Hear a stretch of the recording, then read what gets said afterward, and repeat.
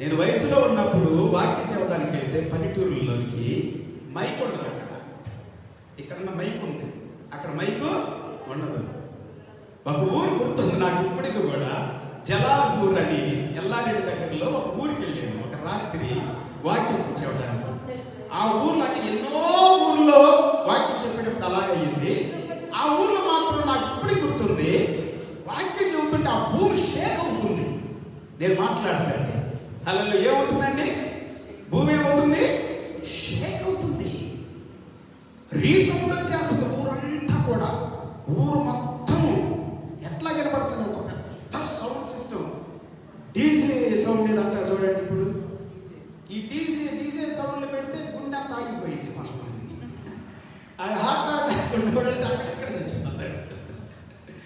కానీ వాక్యం ప్రకటిస్తూ ఉన్నప్పుడు చచ్చినోడు కూడా తిరిగి ఇస్తాడు.